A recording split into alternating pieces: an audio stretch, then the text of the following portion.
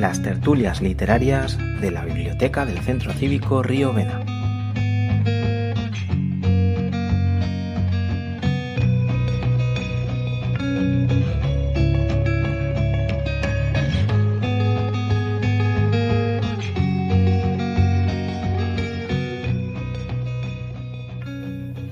Bienvenidas y bienvenidos a este programa especial resumen de la cuarta temporada de las tertulias literarias de la Biblioteca del Centro Cívico Río Vena, el podcast de la literatura burgalesa. Saludos de este que os habla, Fernando Jerez. Una temporada más, como ya es habitual, vamos a recordar en este programa algunos de los mejores momentos que nos han dejado los 5 maravillosos invitados, los 5 geniales escritores con los que hemos tenido ocasión de charlar en las tertulias de esta edición, más corta que años anteriores, ya que por motivos personales esta actividad ha tenido que finalizar este mes. Pero volveremos, seguro, a iniciar en octubre el nuevo curso. De momento, para que la espera no se os haga demasiado larga, hemos preparado este programa especial. Como decía, esta temporada 2025-2026 ha sido fantástica. Han pasado por aquí de nuevo algunos de los mejores escritores burgaleses con sus últimos libros. He escogido algunos fragmentos de las conversaciones que mantuvimos con ellos. Los escucharemos a continuación, pero es una selección complicada porque son reflexiones magníficas las que hemos podido escuchar este año. Por eso os recomendamos vivamente, por supuesto, que las escuchéis completas en el podcast de la actividad. A continuación de los extractos de cada charla, podréis escuchar, como siempre, también uno de los fragmentos de cada uno de los estupendos libros de los que hemos hablado. Y daros las gracias, como siempre, por el apoyo a la literatura burgalesa y a la actividad, que cada año adquiere mayor repercusión. Estamos súper contentos de llevarla a cabo y nada, sin más dilación, os dejo con el programa especial de la cuarta temporada de las tertulias literarias. Arrancamos la temporada 2025-2026 con el honor de recibir a uno de los grandes poetas españoles de su generación, que además es burgalés, Ángel Rupérez. El genial autor tuvo la deferencia de desplazarse desde Madrid para estar con nosotros para repasar su magnífica trayectoria poética a través de su último libro, Poemas Reunidos.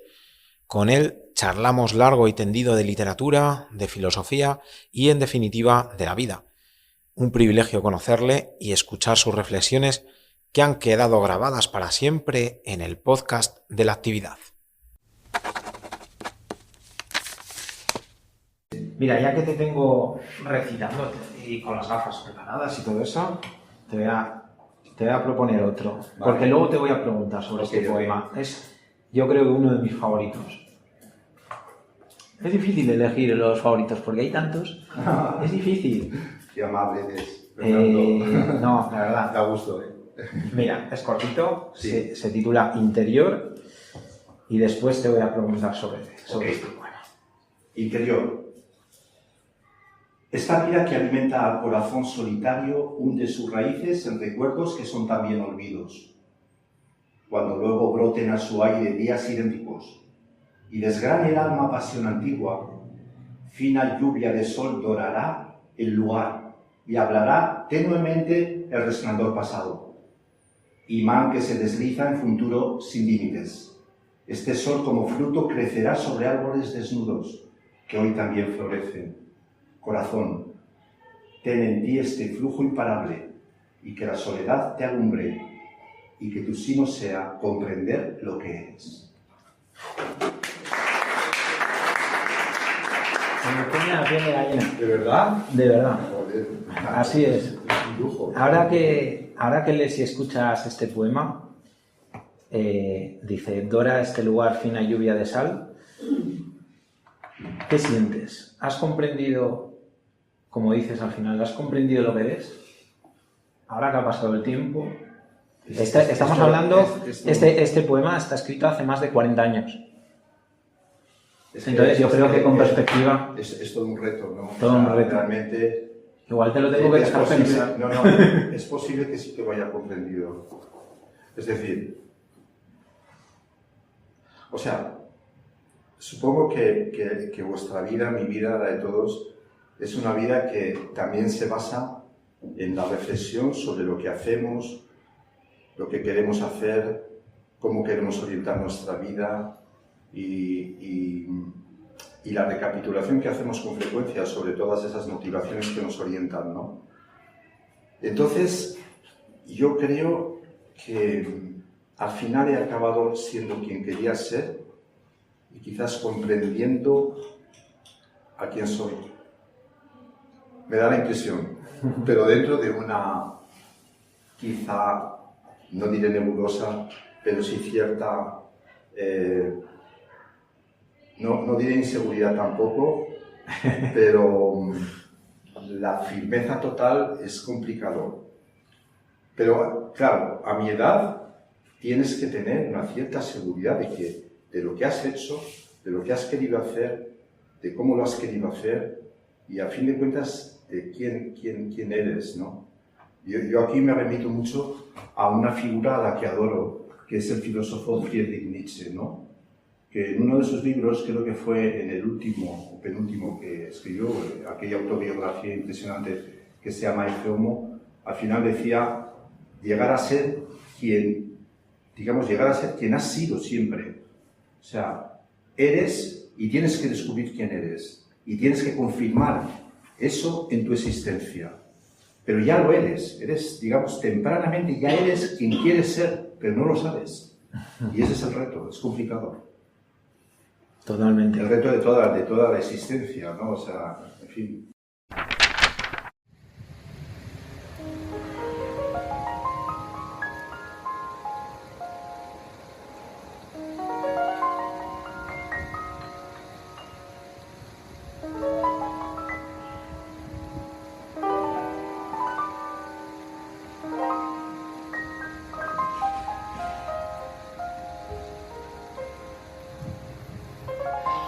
El milagro. La corriente era la misma, las aguas idénticas, el oleaje muy similar, los cebos iguales, el sedal igualmente tembloroso, la ilusión parecida, la luz más grisácea en Hiroshima que en Burgos y la algarabía semejante, como un regalo de Dios. El milagro fue que la memoria anulara las distancias, santificara el tiempo, borrara las inmensidades interpuestas y restableciera el paraíso perdido en el corazón de una ciudad arrasada por la bomba. Parecería un sacrilegio, pero fue así, exactamente así, y puede que ese sentimiento fuera exactamente la paz.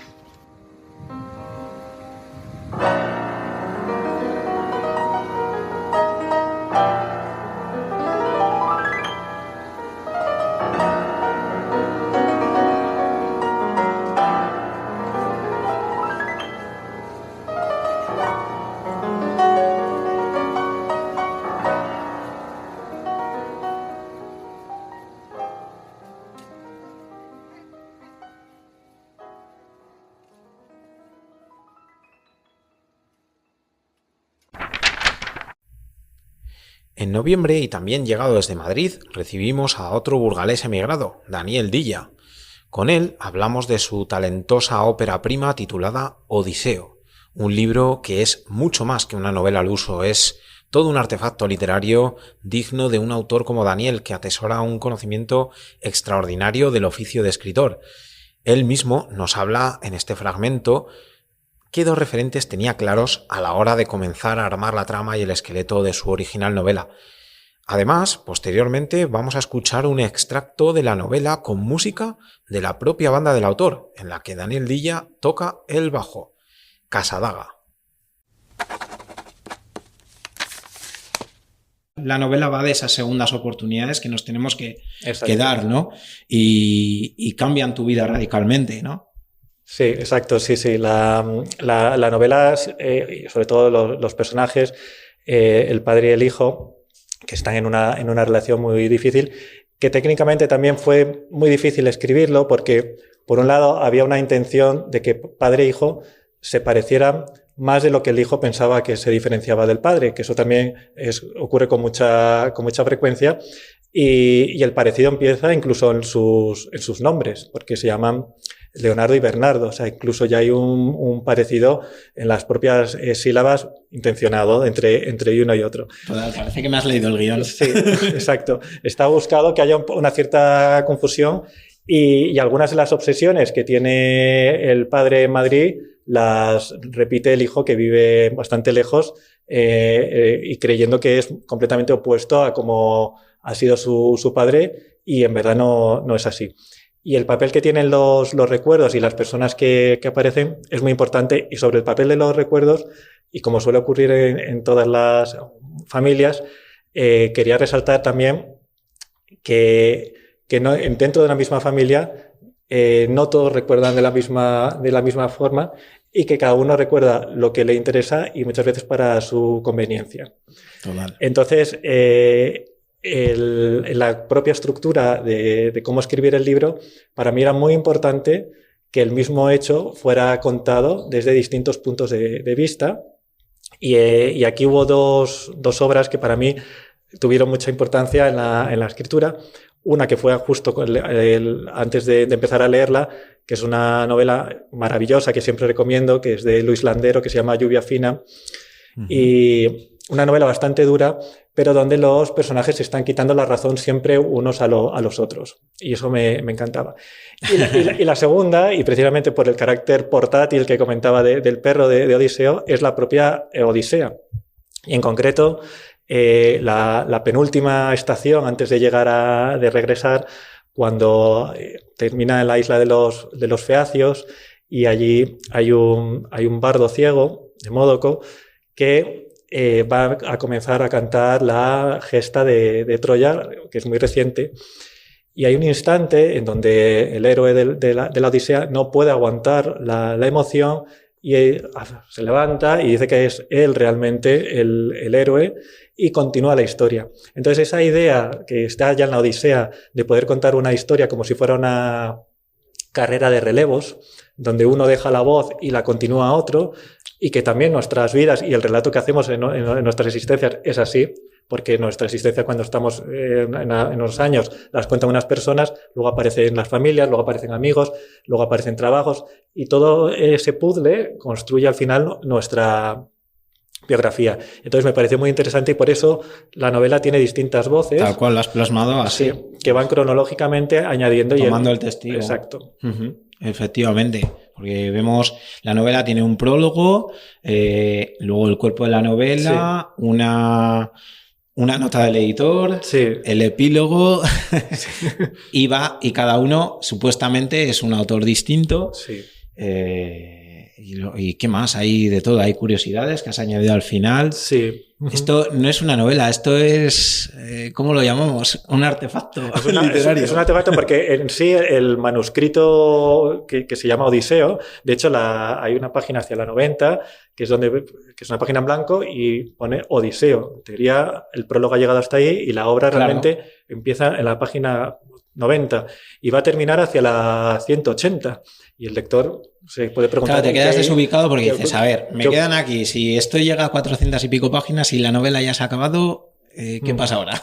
Es algo que ahora que está muy de moda el Dark Academia, y que adoro, por cierto, todas estas historias de investigación literaria, de detectives que se meten en bibliotecas a buscar manuscritos y que acaban siendo publicados en obras donde el objeto encontrado es minúsculo en comparación al aparato crítico que lleva por delante y por detrás, pues es un poco también lo que quise escribir en Odiseo. Sí. Uh-huh. Es que hay muchas cosas muy originales, es un libro muy, muy trabajado, de las que podríamos hablar de la novela, hallazgos, como digo, muy, muy interesantes, podríamos estar a largo rato hablando de ellos, un libro muy trabajado, como te decía.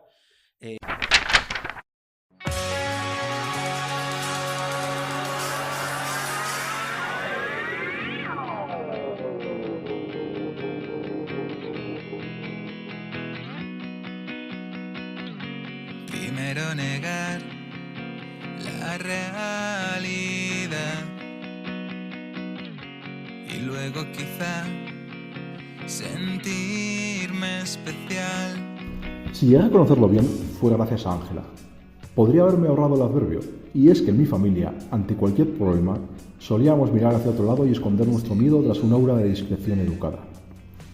Y puesto que mi familia era, supongo que como muchas, un avispero de problemas, al final resultaba que todo era silencio, porque cualquier asunto podía derivar en conflicto, y entonces era preferible no discutir de nada con nadie. Ello no se traducía en una actitud de egoísmo o de indiferencia hacia nosotros. A nuestra manera, los afectos existían, pero como una red invisible y silenciosa de apoyo. Nos ayudábamos de forma clandestina, a espaldas del afectado, construyendo estrategias que, en la práctica, solían acabar mal. Intentábamos asistir al otro, que era siempre mi padre, igual que si fuéramos la representación familiar de la Guerra Fría, pactando alianzas secretas, rumiando planes de acción en reducidos cónclaves y sin atrevernos, claro está, a coger el teléfono y hablar con él. Por alguna razón misteriosa, descartábamos la opción fácil para resolver los problemas. Tal vez porque creíamos que la vida era demasiado laberíntica como para confiar en la utilidad de lo simple. En ocasiones, como demostró la llegada de Odiseo, lanzábamos nuestro paquete de ayuda humanitaria y luego huíamos con rapidez. El silencio y la prudencia eran lugares fuera de cualquier discusión. Podía estar mi padre desangrándose, mi madre enajenada o yo convulso, que hubiera supuesto una osadía para cualquier otro advertirlo. Posiblemente se trataba de un indicio de rareza o locura, pero de rareza o locura familiar. De ahí que cada correo de Ángela provocara una mezcla de curiosidad y de pudor, de interés y de trastorno, porque ella, sin saberlo, rompía las normas familiares. Y me obligaba a fijar mi atención en ese paracaídas cargado de alivio médico, en su descenso en vaivén, como un péndulo aéreo, en su aterrizaje sobre mi padre y en la tolerancia y las consecuencias de lo que se había administrado. Ese pudor vencido explica, en resumen, que a través de Ángela conocía a mi padre sin veladuras, como por primera vez. Elijo creer en mi suerte. Solo pienso en escribir canciones así. En el mes de diciembre, en la última tertulia de 2025, recibimos la muy esperada visita de María Estébanez. Esta escritora novel es la autora del libro burgalés más leído del año, La noche de las flores, primera novela de la serie Los crímenes de Müller. En esta conversación hablamos tranquilamente con María sobre ella, pero en el fragmento que os ofrecemos indago en la magnífica labor de promoción súper profesional, un trabajo increíble de marketing, y adelantamos cositas de la siguiente novela que además va a ver la luz dentro de muy poco con una inédita presentación de gala en el Teatro Principal que ha levantado una repercusión sin precedentes.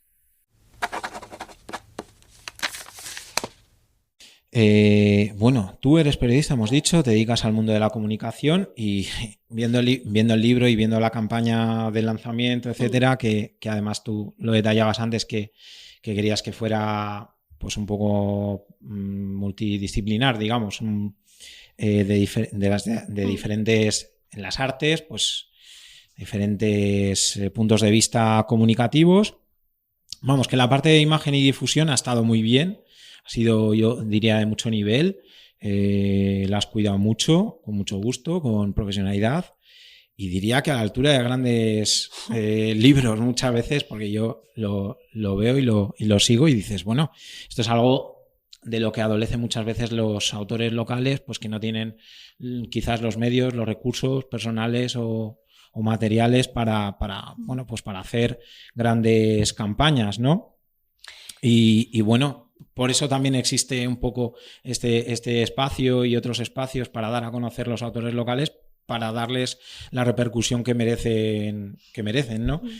Y bueno, yo te quería dar la enhorabuena porque está muy bien, estarás orgullosa, digo yo. Sí, sí, estoy muy contenta y muy agradecida, sobre todo, porque al final en ciudades como Burgos, ¿no? Que al final tú partes de tu ciudad y luego ya poquito a poco... Claro, eso digo, te habrá ayudado a llegar a más personas, a más ciudades. El boca a boca funciona bien, ¿no? Yo al final soy autónoma y hace 7 años empecé con mi empresa, entonces como que ya yo tengo muy interiorizado lo de no pedir, o sea, como demostrar por ti mismo, ¿no? O sea, es decir, yo lo demuestro y luego al que le guste bien y al que no, pero no estar llamando a puertas. A mí lo de las editoriales decía, buah, es que lo de tener que estar en Madrid puerta por puerta preguntando...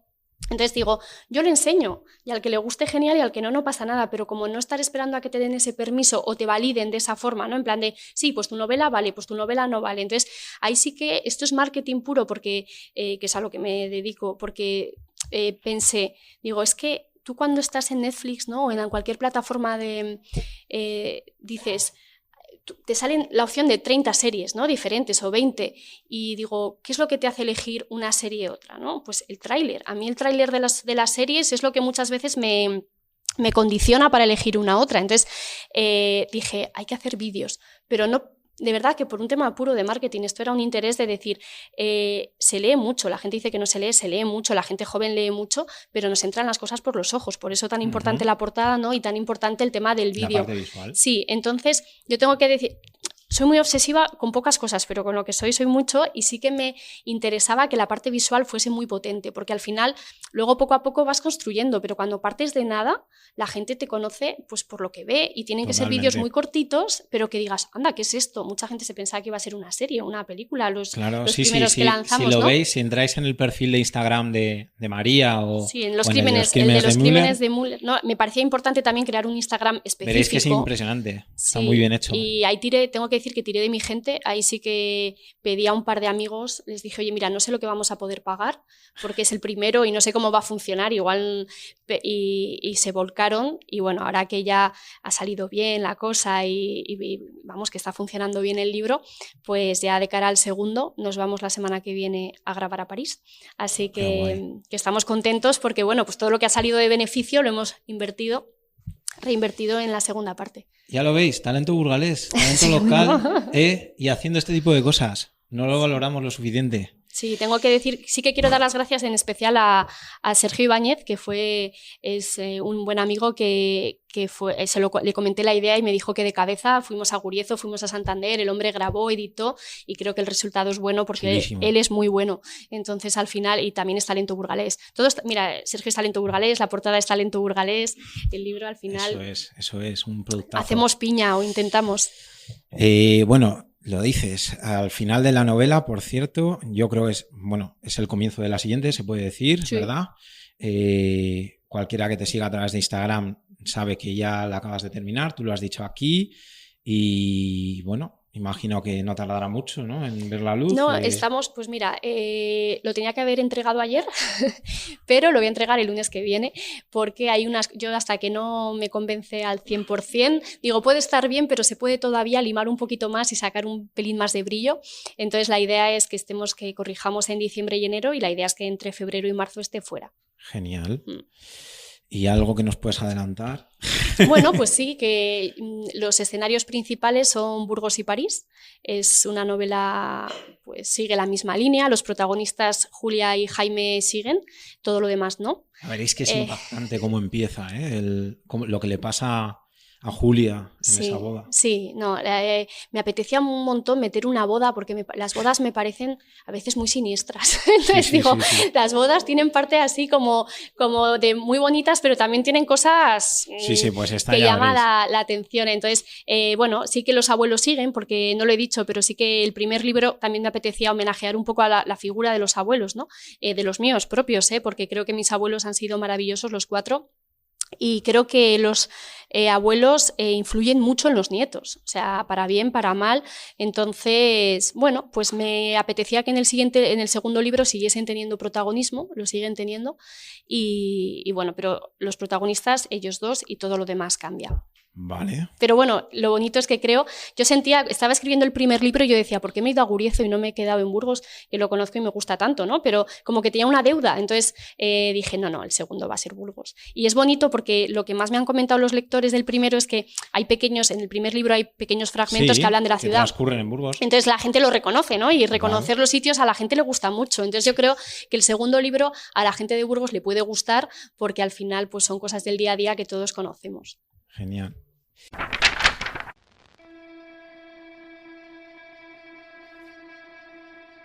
Valle del Guriezo, 2254. Volví a centrarme en aquella pizarra verde llena de apuntes y garabatos.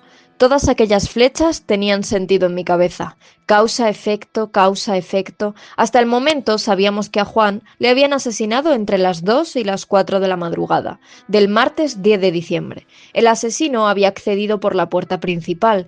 La policía había peinado cada milímetro de la zona y habían concluido que había entrado por el acceso convencional, para después huir por el lateral derecho de la casa. El jardín, extenso, estaba tapiado, pero el muro era bajo y cualquiera podía saltarlo. quien hubiera sido, conocía la casa lo suficientemente bien para saber cuál era la habitación del joven y llegar hasta allí sin hacer ruido ni despertar al personal de servicio. Una vez dentro, disparó a Juan en 2 ocasiones, colocó el tulipán en la mesilla, abrió la ventana y se deslizó por el canalón. La altura correspondía a la de una entreplanta, por lo que cualquier persona en buen estado físico podría haberse dejado caer desde la repisa. ¿Por qué molestarse en dejar un tulipán en la mesilla? Me resultaba irónico que alguien tuviera un detalle con la persona a la que acababa de matar. ¿Tenía sentido todo aquello? Revisé las preguntas que horas antes habíamos realizado al servicio y todos coincidían en lo mismo. A Juan no le gustaban las flores, siempre se quejaba de la cantidad de trabajo que requerían las plantas. Había macetas por toda la casa. Desde que sus padres habían fallecido, era él quien las regaba. Sabía la cantidad de tiempo y cariño que su madre había dedicado a cuidarlas, pero no lo hacía por gusto, por lo que no tenía ningún sentido que aquella flor hubiera aparecido en la mesilla. Además, dimos una vuelta por las diferentes estancias y no había rastro de tulipanes. Eso me llevó a pensar que aunque el asesino conociera la casa, apenas conocía al joven. ¿Arrepentimiento? ¿O Juan era solo un daño colateral? Media hora más tarde, seguía dando vueltas al significado que el tulipán podía tener. Cuando alguien nace, regalamos flores. Cuando alguien muere, también. Las flores simbolizan el principio y el final. También tienen una connotación romántica, quizá porque enamorarse sea una forma de renacer.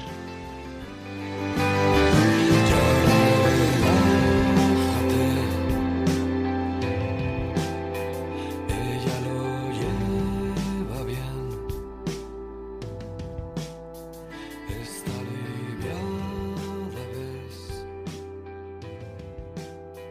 todo ha acabado bien. Te dice, fíjate. Como siempre, la música ha tenido un gran protagonismo en nuestro podcast. Los fragmentos narrados tienen de fondo temas que guardan una relación con los libros de los que hablan.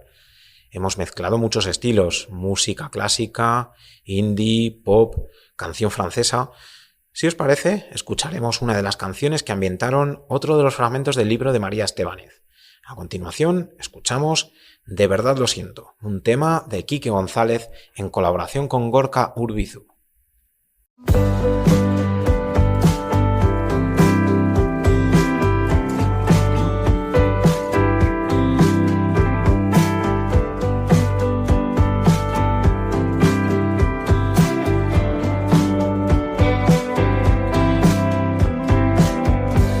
Los días extraños son dientes de león, nos dejan silbando, nos devuelven al rincón.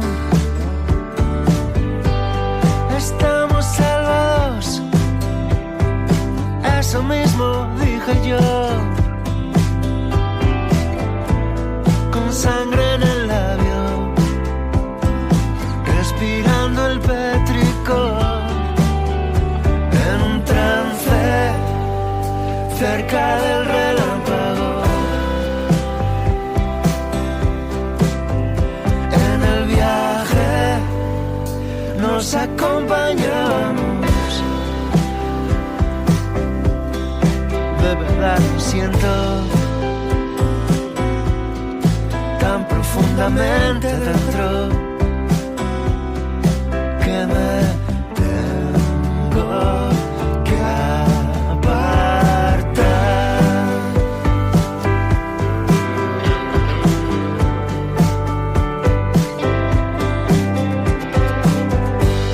Los cuerpos gastados dan sombras en color. Las horas que estás por estar sin llegar a estar nunca contigo. Circuitos cerrados, mapas del tesoro para estar entretenidos, navegando en un trance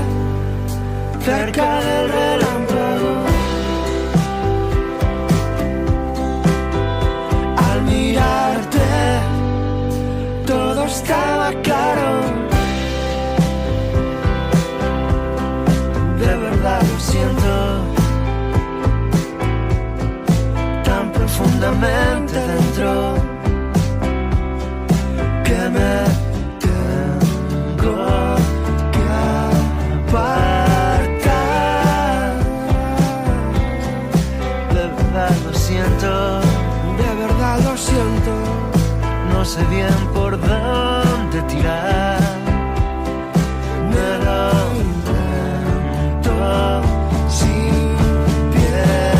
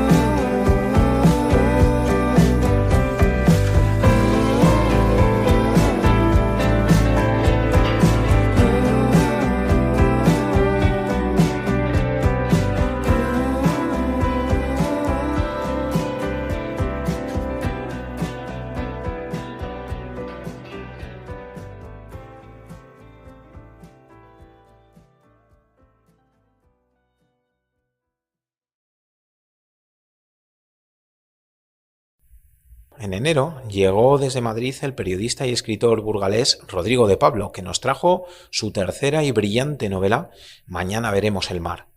Una novela que tiene como génesis un encuentro casual en Francia con un hombre con una impactante historia personal, marcada por el exilio y la guerra.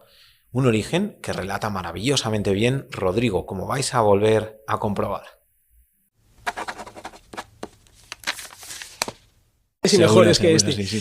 Y el caso de esta novela en concreto, bueno, pues como algunas de las mejores cosas de la vida, surgió sin premeditarlo. Yo no tenía pensado escribir esta novela, pero una noche conocí a alguien tomando algo en una taberna de Carcassonne. Ese alguien pues era una persona de edad que me contó algunos de los pasajes de su vida. Me parecieron muy novelescos, como por otra parte ocurre con muchos de nuestros mayores, que nos parecen personas ordinarias, pero a nada que rasques y profundices te das cuenta de que muchos de ellas han estado abocados a vivir cosas extraordinarias, ¿no?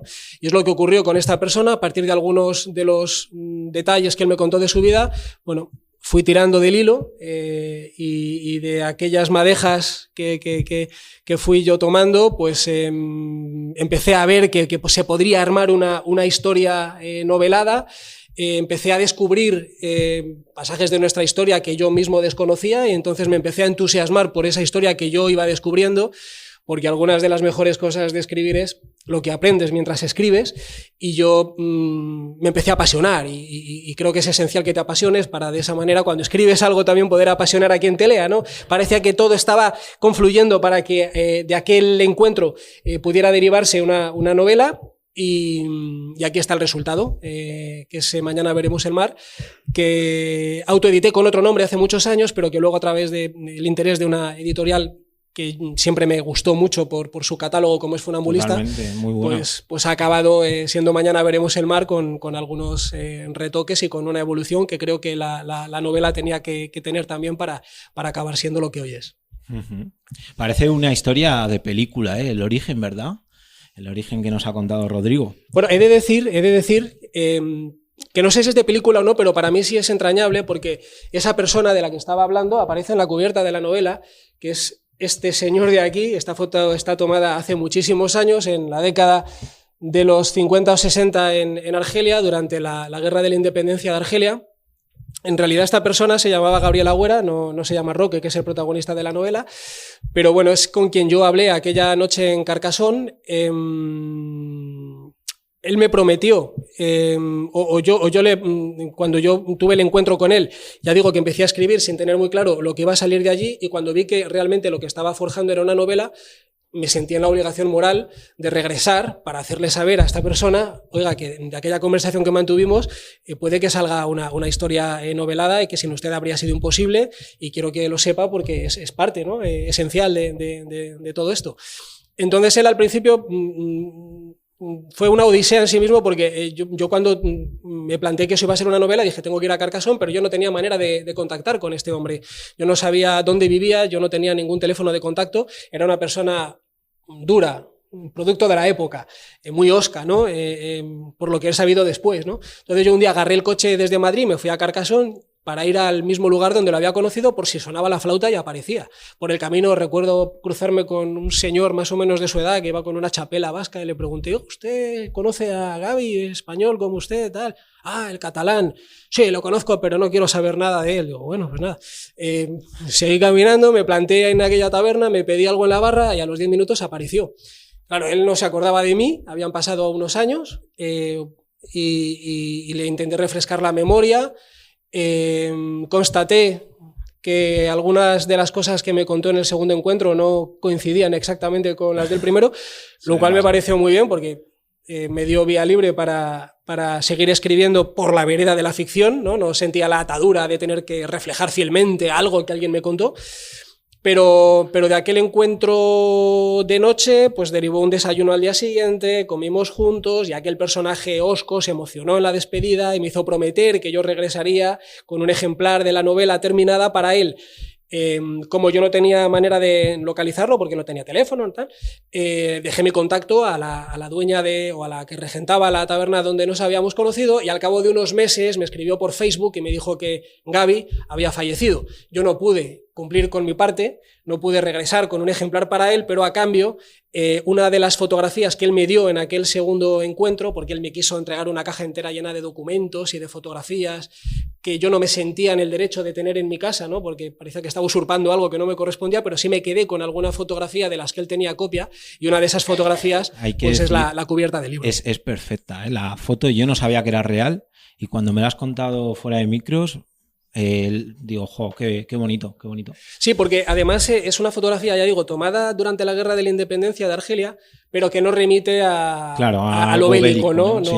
Porque no es una novela sobre la guerra, es una novela en la que aparece la guerra como un personaje más, como aparecen otros, pero no es una novela sobre la guerra, ahí simplemente aparece Gavi con un compañero que bien podría ser otro de los protagonistas de la novela. Es una foto más neutra, pero creo que evoca muy bien lo que era aquella persona en aquel momento y lo que era aquella época que le tocó vivir.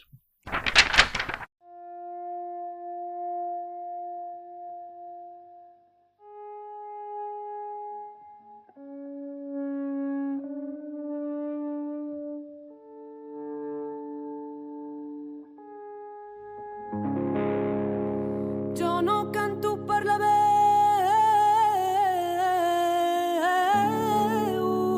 ni tampoc per la seguida.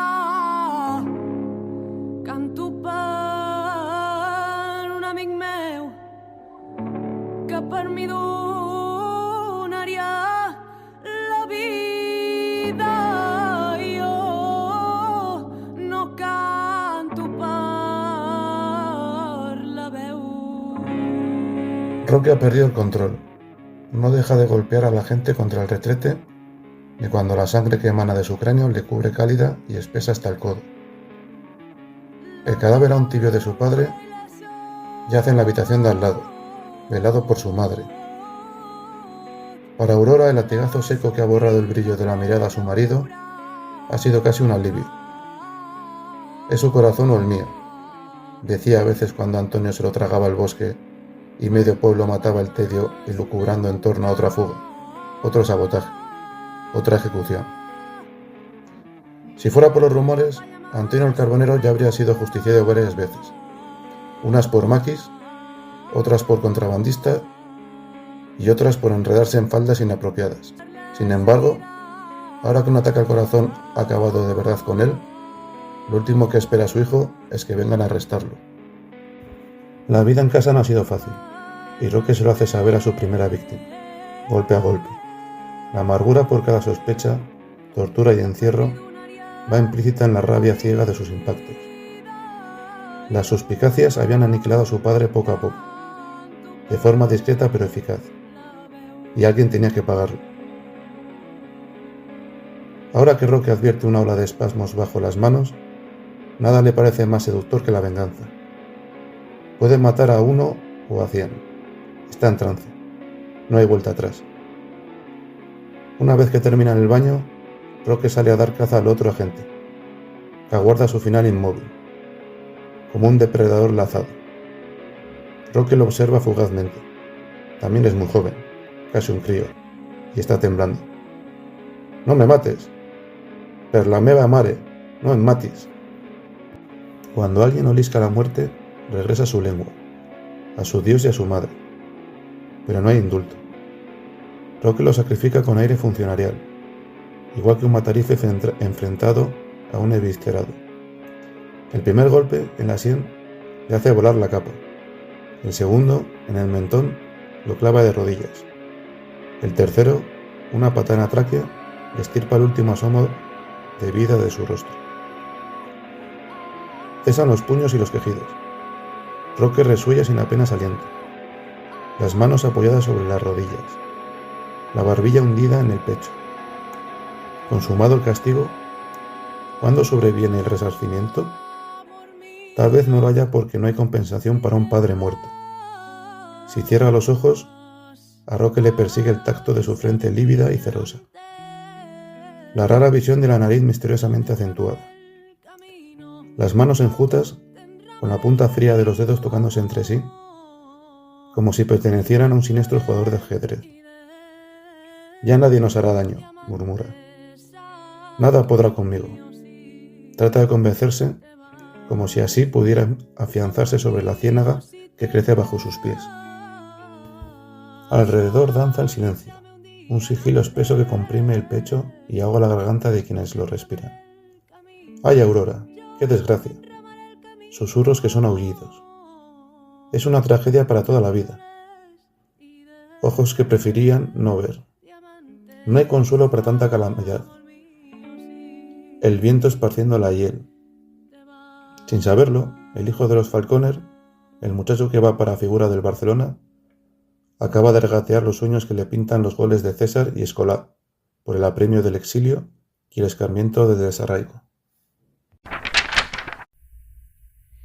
Y finalmente este mes de febrero hemos tenido el placer de recibir a Celia Camarero.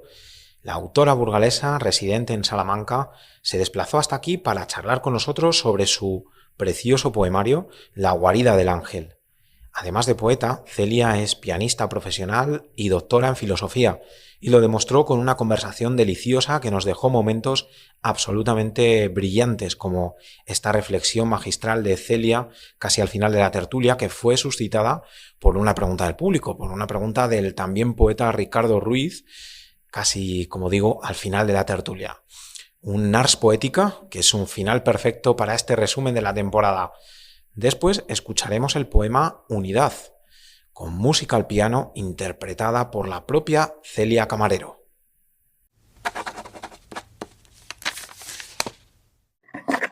Sí, aunque realmente me has respondido antes la pregunta que te iba a hacer, pero quiero incidir un poquito en ella, ¿no? Hablabas de eres un músico que escribe, ¿no? ¿Tú crees en tu poesía hay un diálogo permanente entre la poesía y la música, ¿no? ¿Crees que tu poesía hubiera sido distinta si no hubieras sido músico? Sí, y que tocaría de otra manera el piano si no fuera poeta. También, porque es que esto lo noto en mis clases. O sea, mis alumnos, los que al final tienen algo de talento artístico, que no son todos, porque evidentemente no es el talento artístico algo al alcance de todo el mundo, es algo innato que nosotros educamos, pero no lo ponemos ahí, ¿no? Entonces, yo sí me doy cuenta que cuando doy clase, ellos notan en mí algo distinto y una manera de enfocar la interpretación que no tiene solamente que ver con aspectos puramente musicales.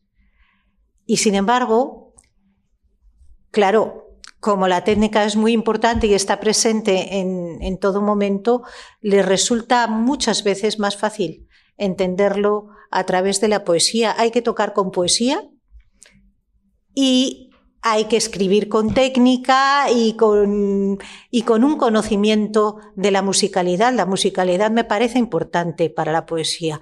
Ahora es una cosa que se discute mucho. No digo que sea imprescindible, pero es verdad, quizá no es lo más trascendente en el sentido de que si te van a traducir en un momento dado, la musicalidad se va a perder. Porque una buena traducción, por mucho que quiera, nunca alcanza el alma musical de otro idioma, ¿no? Pero es verdad que,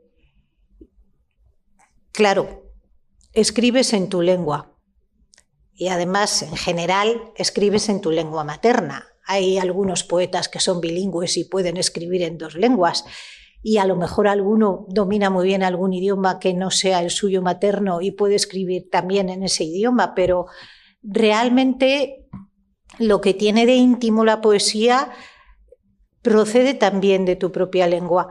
El llegar a tocar, hay grandes poetas que sí lo han conseguido. Decíamos Zagayevsky. Ana Blandiana, por ejemplo, me parece un ejemplo muy bueno de esto. Pero es muy difícil desligar lo uno de lo otro, la musicalidad. Tú hablas musicalmente, yo hablo musicalmente. No lo puedo evitar. También es cierto que habrá cierta deformación profesional y también es verdad que algunos poetas esto me lo critican. Ojo, porque quizá hay algunos poetas que proceden del mundo de la filología y hay cierto corporativismo en esto. Y yo tengo una formación amplia en letras, pero no soy filólogo. Entonces, de alguna manera, esto sí que tiene en un momento dado su peaje. Por esto que digo, del corporativismo y porque además nos vamos cerrando mucho. Yo diría que la poesía actual tiene ahora unas connotaciones muy curiosas. La primera, la de no molestar mucho. La poesía actual molesta muy poco.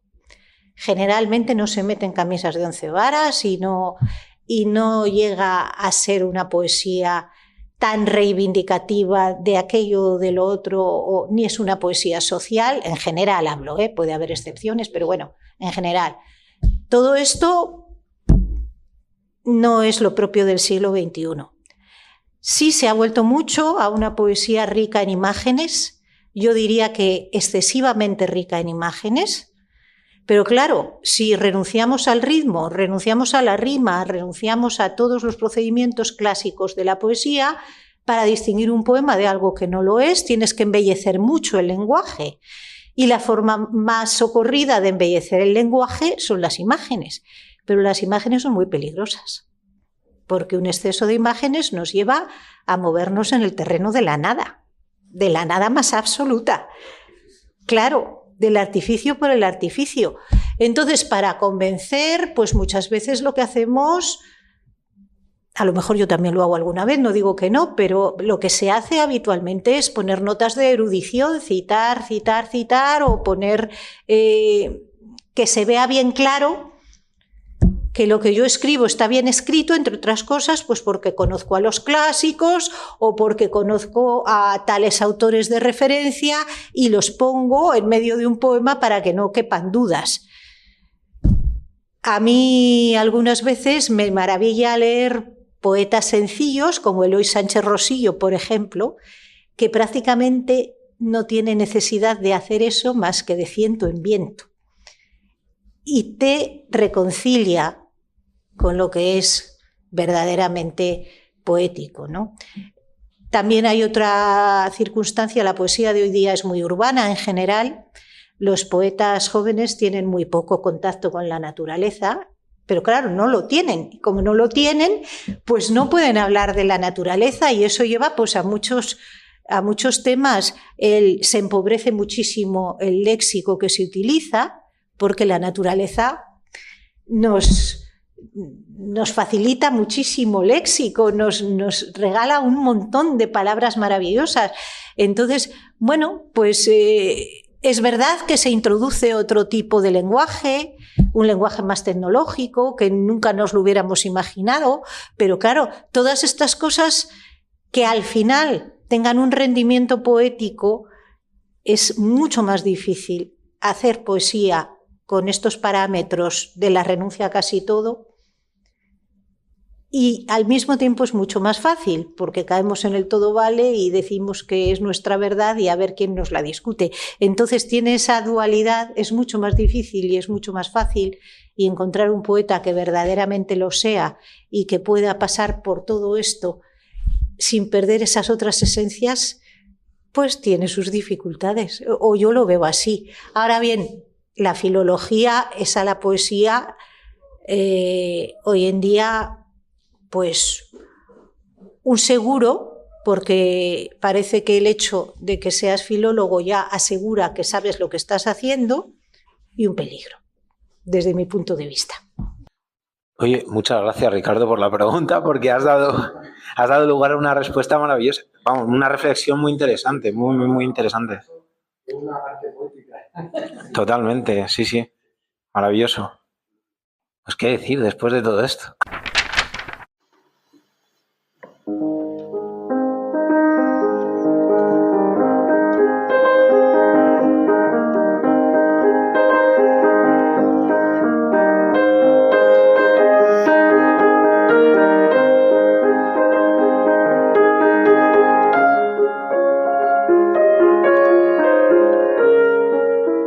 Unidad. ¿Quién puede pronunciar un número que abrace, un pronombre que fondee en los ojos, un nombre que reconozcas ya parte de ti, historia de tu historia, presente del tuyo? Leo a Henry de Luca. Quando saremo due, nessuno sarà uno sarà l'uguale di nessuno, e l'unità consisterà nel due. El 2 conserva intacta la dinámica, indivisible del encuentro, los silencios de tinta, la lectura, la razón de escribir. El 2 es la aventura del lenguaje, el mestizaje eterno del amor. ¿Por qué es tan dolorosa su cisura? ¿Por qué nos refugiamos en nuestra soledad si apenas nos sostiene la extrañeza de un tú? Aunque muramos solos, aunque la herida sea intransferible, aunque la línea angosta de lo fronterizo nos aterre, aunque nos paralice la idea de perder la identidad, aunque del otro no sepamos nada, no se puede vivir sin mezclas, sin poesía, sin música, sin palabras que compartir, sin hacer pan para vender, sin un codazo que te dice «mira», o una mirada que insinúa «¿sabes?». La redonda, la cálida complicidad del sol nos interpela hasta el último aliento de la tarde. El 2 es la unidad, rompe lo uno, ya vendrá la noche.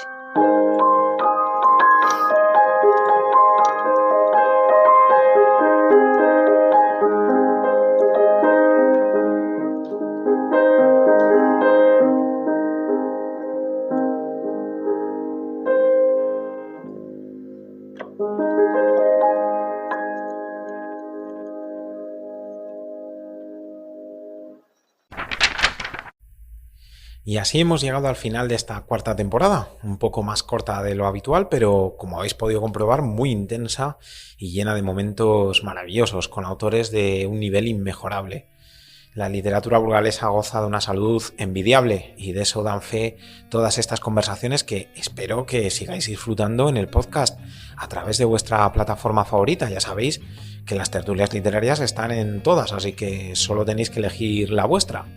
Y dicho esto, solo queda, me queda despedirme hasta la temporada que viene, que será la quinta ya, qué bárbaro, en la que seguiremos leyendo y recomendando a los magníficos escritores de Burgos que bien merecido lo tienen. Nos vemos dentro de unos meses. Un afectuoso saludo de este que os habla, Fernando Jerez, en nombre de todo el personal de la biblioteca. ¡Hasta pronto!